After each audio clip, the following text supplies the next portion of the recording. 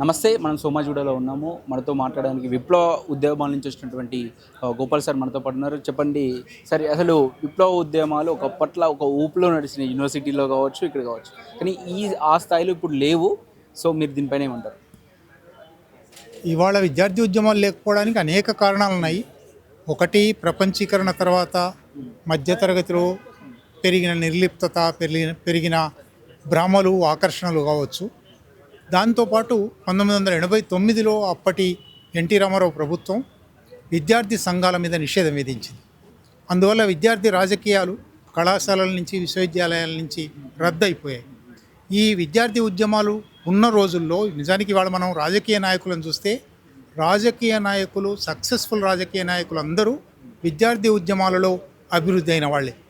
వెంకయ్యనాయుడు దగ్గర నుంచి, వెంకయ్యనాయుడు ప్రత్యేక ఆంధ్ర కోసం 72లో జరిగిన విద్యార్థి ఉద్యమంలో నాయకుడిగా వచ్చాడు. చంద్రబాబు నాయుడు విద్యార్థి ఉద్యమంలోనే వచ్చాడు.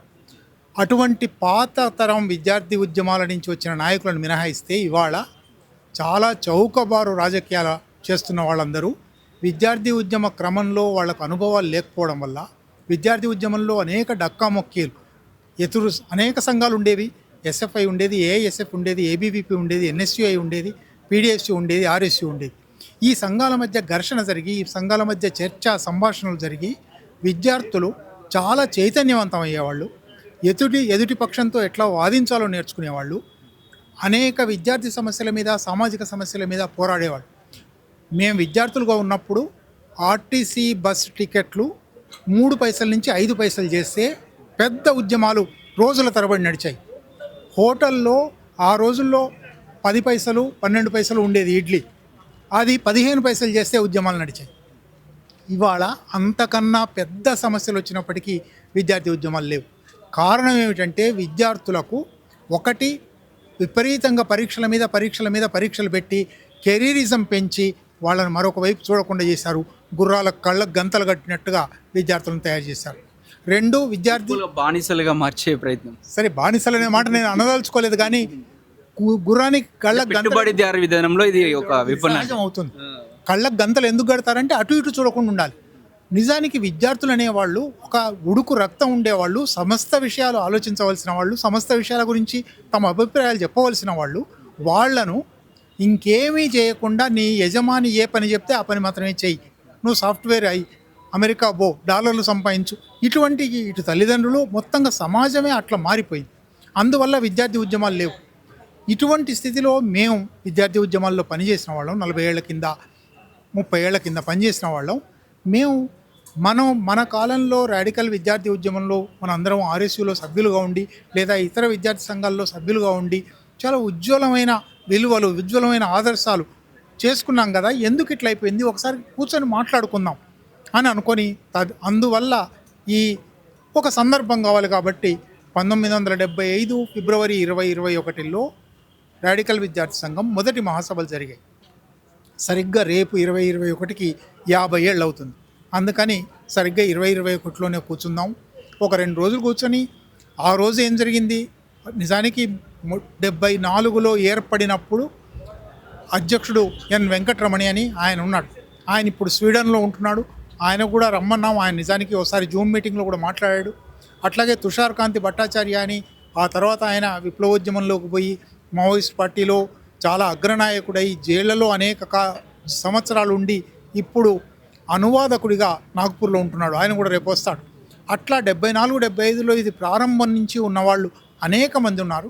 వాళ్ళందరినీ పీల్చి ఆ రోజు వాళ్ళను ఏం ఇన్స్పైర్ చేసింది, ఎందువల్ల సంఘం పెట్టారు, ఈ సంఘం పెట్టి ఏం పనులు చేశారు, ఊరికే ఒక జ్ఞాపకాలు తలుచుకోవడం. ఈ జ్ఞాపకాల్లో నుంచి బహుశా ఇవాళ ఈ పరిస్థితి ఎందుకు ఇట్లా ఉన్నది అనే చర్చ కూడా రావచ్చు. ఈ చర్చకు మేము ఇవాళ విద్యార్థులం కాదు, మా పిల్లలు కూడా విద్యార్థి దశ దాటిపోయారు కనుక ఇవాళ మేం చేయగలిగింది ఏం లేకపోవచ్చు. కానీ చరిత్రలో ఇవి నిక్షిప్తం కావాలి. ఒక ఉజ్వలమైన అనుభవాలు, జ్ఞాపకాలు మాకున్నాయి, వీటిని రికార్డు చేద్దాము అని ఈ రికార్డుకి ఒక సందర్భంగా ఈ 2 రోజుల సభలు పెట్టుకున్నాం. ఇది ఓకే. ఇప్పుడు మీరు లెఫ్ట్ భావజాలమా, రైట్ భావజాలమా, భావజాలం ఏదైనా కావచ్చు, మీ భావజాలాన్ని కావచ్చు, ఆ భావజాలాన్ని ఇంకో ముందు తీసుకుపోయినటువంటి ఒక్క పర్సన్ కూడా కనిపిస్తలేడు. కాకపోతే రైట్ భావజాలం కొంచెం అట్రాక్ట్ అయ్యి కొంతమంది వస్తున్నప్పటికీ ఈ లెఫ్ట్ భావజాలాన్ని మాత్రం ఎవరు అవలంబించుకుంటారు. అప్పుడు మావోయిస్ట్ పార్టీలు అవి ఇవి ఉండే కొంచెం ప్రభావం ఉండేది, కానీ ఇప్పుడు మాత్రం ఆ ప్రభావం లేదు. అసలు ఆ ఉద్యమానికి మట్టు కలిసిందని చెప్పి ఒక మాటలు చెప్పాలంటే మీరేమంటారు? అది నిజమని నేను అనుకోను. ఎందుకంటే ఒక్కోసారి ఒక భావం ఉన్నప్పటికీ అది వ్యక్తీకరించడానికి అనేక ఆటంకాలు ఉంటాయి. అటువంటి ఆటంకాలు ఇవాళ చాలా పెరిగిపోయినాయి కాబట్టి చాలామంది వ్యక్తీకరించకుండా ఉన్నారు. కానీ వ్యక్తీకరించే అవకాశం ఇస్తే, వ్యక్తీకరించినా నీకేం కాదు అనే ఒక హామీ ఉంటే అటువంటి వ్యక్తీకరించడానికి చాలామంది ఉన్నారు. నేను అనేక సార్లు చెప్పిన 2 ఉదాహరణలు చెప్తాను. శృతి కుమార్ అని హార్వర్డ్ విశ్వవిద్యాలయంలో ఆమె చదువుకుంటుంది, భారతీయ సంతతి. ఆమె నిజానికి ఒక బ్రహ్మాండమైన విశ్వవిద్యాలయం, ఆమెకు భవిష్యత్తుకు ఏమీ డోకా లేదు. కానీ ఆమె మొన్న కాన్వొకేషన్ అడ్రస్లో ఆమె ఉపన్యాసం ఇస్తూ పాలస్తీనాకు నా సంఘీభావం ప్రకటిస్తున్నాను అని ప్రకటించింది. ఒక విద్యార్థికి, ఆమె 21 ఏళ్ళ విద్యార్థి. అంటే విద్యార్థులలో సహజంగా ఆ వేడి రక్తం వల్ల సెన్స్ ఆఫ్ జస్టిస్ అనేది ఉంటుంది, న్యాయ భావన అనేది ఉంటుంది. అది ఎక్కడో అమెరికాలో హార్వర్డ్లో జరిగింది అనుకోవచ్చు. మన భారతదేశంలో ఐఐటి మెడ్రాస్లో ధనుంజయ్ బాలకృష్ణన్ అనే ఒక విద్యార్థి, ఆయన 21 సంవత్సరాల విద్యార్థి. ఆయన ఈ ఐఐటిలో మనం ఈ సైన్సు టెక్నాలజీ ఎందుకు నేర్చుకుంటున్నాం? బాంబులు తయారు చేయడానికే కదా, సామ్రాజ్యవాదానికి ఉపయోగపడడానికే కదా. మనం చేసిన సైన్స్ అండ్ టెక్నాలజీ అంతా గాజాలో పిల్లల ప్రాణాలు తీస్తుంది అని మాట్లాడాడు. అంటే విద్యార్థులు ఆలోచిస్తున్నారు, విద్యార్థులు వ్యక్తీకరిస్తున్నారు అవకాశం ఉంటే. కనుక నేను అటువంటి ఆశాభావం ఉన్నవాడిని. ఇవాళ తెలుగు సమాజంలో విద్యార్థులు ఏ పని చేయడం లేదు, ఆలోచించడం లేదు, పరీక్షల్లో మాత్రమే ఉన్నారు, నిష్క్రియంగా ఉన్నారు అని మనం ఎన్ని మాటలైనా అనుకోవచ్చు. కానీ అవకాశం వస్తే తప్పకుండా విప్లవాల యుగంలోన విద్యార్థులు ఒక కెరటం ఒక వెల్లువ, చైతన్యం పెనుమంటలు అని ఒక కవి రాశాడు.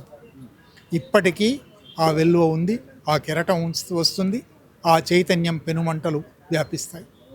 ఎన్ని ఉద్యమాలు ఉన్నా, ఎంతమంది ఒక ఉత్కంఠ ఉన్నా కూడా ఒక ప్లాట్ఫామ్ అనేది ఒకటి కావాలి. ఒకప్పుడు మీకు అప్పుడు ఆపర్చునిటీ ఇచ్చింది ఉస్మానియా యూనివర్సిటీ, అక్కడ అనేక సంఘర్షణలు అక్కడ జరిగినాయి. కానీ అలాంటి యూనివర్సిటీనే ఈరోజు కేంద్రము తన ఆధీనంలోకి యూజీసీ లెవెల్లో తీసుకెళ్లే ప్రయత్నం ఒకటి చేస్తూ ఉన్నట్టు తెలుస్తుంది. దీనిపైన మీరేమంటారు? మీరన్నమాట పూర్తిగా వాస్తవం. తప్పకుండా ఒక వేదిక కావాలి, ఒక మాట్లాడడానికి ఒక అవకాశం, సాధనం కావాలి. వాటిని లేకుండా చేసే ఒక ప్రయత్నం పెద్ద ఎత్తున జరుగుతుంది, అది నిజమే. కానీ మీరు ప్రకృతిలో చూస్తే భయంకరమైన కొండరాళ్ల మధ్యలోనే చిగురొచ్చి వృక్షం వస్తుంది. కనుక ఒక బ్రహ్మాండమైన ఎడారి మధ్యనే ఒక ఓయాసిస్ ఉంటుంది. కనుక తలుచుకుంటే మనసుంటే మార్గం లేదా అన్నారు.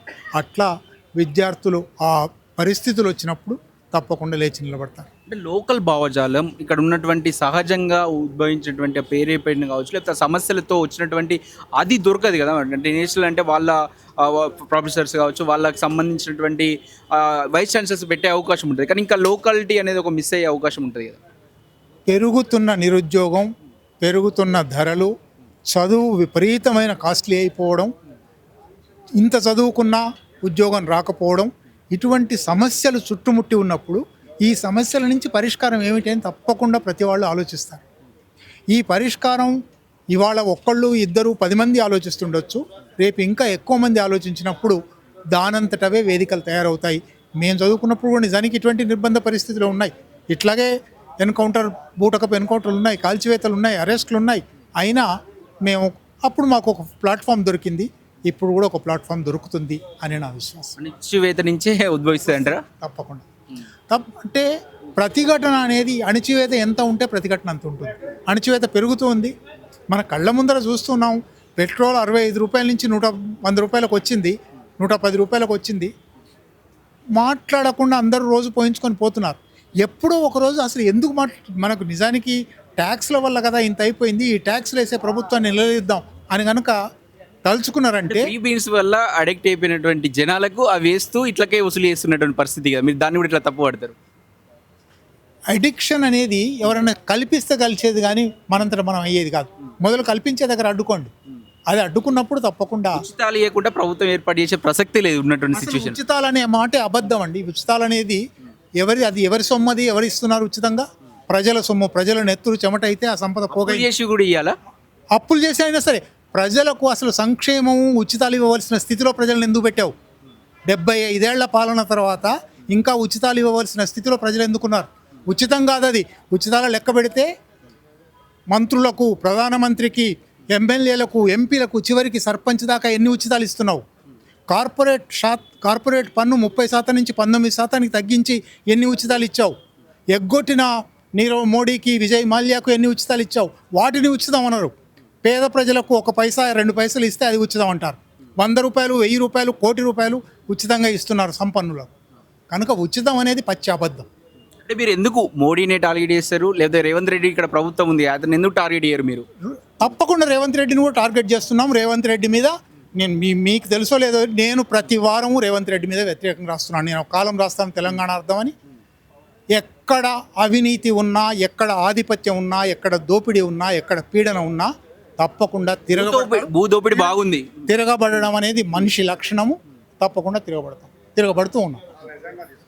ఇది రైట్. ఏది అయినప్పటికీ కూడా ఒక విప్లవ పక్షాలు ఉన్నటువంటి ఏ విధంగా అంటే మార్పు చెందొచ్చు, విధానం అనేది మార్పు చెందొచ్చు అని ఆ విప్లవం అయితే కొనసాగుతుందని చెప్పేసి మనతో పాటు చెప్తున్నారు. కెమెరామెన్ వెంకటేష్తో అక్షిత్, హైదరాబాద్.